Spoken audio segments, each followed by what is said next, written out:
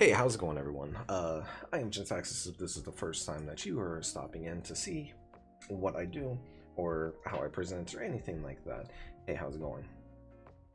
Just to get it out of the way real quick, if you want to come out over to Twitch side or during YouTube lives and hang out, by all means, please do. I greatly appreciate it. But yeah, so it's February 17th. MagicCon's later this week. We're getting the first view of the Final Fantasy cards. So I haven't actually read what the commanders do or anything yet.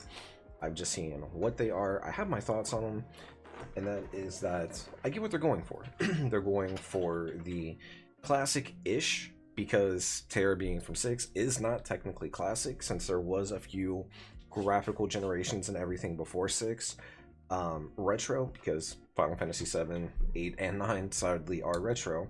Technically 10 is as well. So that is also one of them, which I was calling pre-modern, but it's retro now. And then modern with Stola. So let's get into it. We have Terra, Herald of Hope. Mardu 3/3. I don't disagree with the color combination. I think she would be better as Naya, as somebody who's played almost every one of these games, with just a few exceptions. I think that the primal aspect of Terra being half Esper would have been great as a Naya one, or even a 5-color. I think 5-color probably would have been a good one to go for, especially if they're going to be doing villains as the side commander, because Kefka should be 5-color. Anyways, Trance. At the beginning of combat on your turn, mill 2 cards. Terra gains flying until end of turn. Whenever Terra deals combat damage to a player, you may pay 2. When you do, return target creature card with power 3 or less from your graveyard to the battlefield tapped. So, straightforward, human, wizard, warrior. Should be human, Esper, wizard, warrior, but you can only fit so many lines on there, you know? I don't think Terra is bad. Out of the gate, 3/3 for 3 is fine. Her ability sets up and lets her get some evasion in with flying. You're in colors that can get first strike, double strike, trample, different ways to get multiple things, so getting that going, not an issue. But she's just another Mardu commander that reanimates small guys at the end of the day. She's cool. I'm gonna build a deck for her because I'm planning one for every one of them, but yeah, she's a little bit lacking in my opinion. Then we have Cloud, who I feel should be Jund. I don't think that Cloud should be Naya.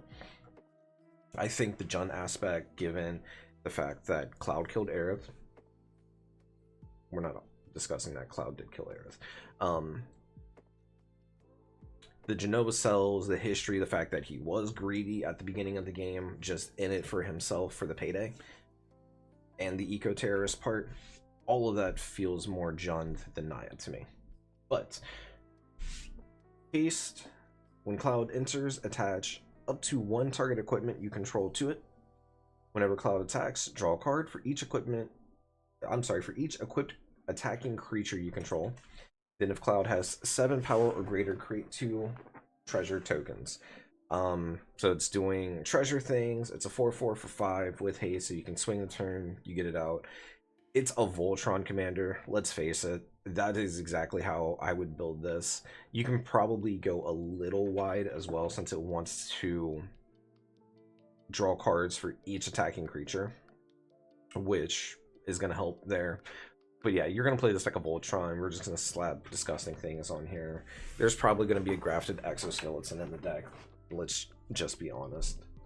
You're going to be playing the swords and everything. But yeah, Human Soldier Mercenary. It's Cloud. And then we have Tidus, Yuna's Guardian. 3/3 for Bant. I don't disagree with this. I really don't disagree with the color combination of Bant for Tidus. Or Titus, however you want to say it. At the beginning of combat on your turn, you may move a counter from target creature you control onto a second target creature you control. Cheer. Whenever one or more creatures you control with counters on them deal combat damage to a player, you may draw a card and proliferate Do this only once each turn. It works. Fetus I don't have an issue with. It's a Bant commander, it's proliferate, it's counter, so it's things that are already tied true and wrapped up into that color combination as is.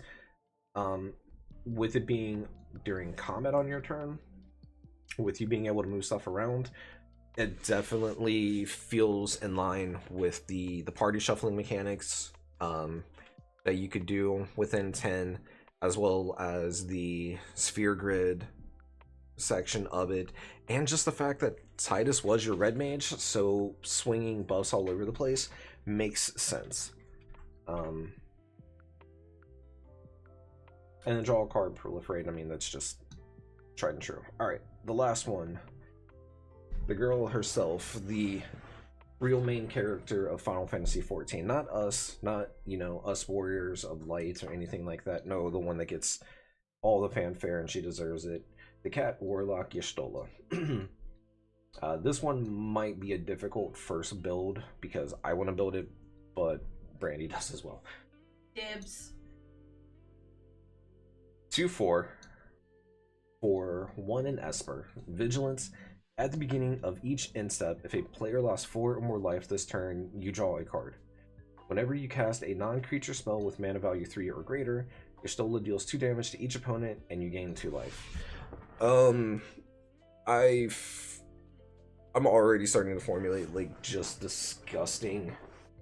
Oh my god, you play her as stacks, you can play her as aristocrats. Y'shtola is going to be gross.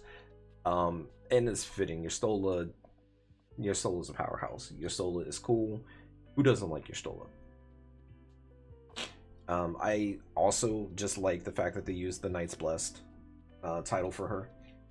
Or Knight's Blessed, not the given the events of Shadowbringer, or becoming a black mage and that, becoming part of the Knight's Blessed and staying as a black mage, which probably helps with all that ether buildup she's got after using flow twice.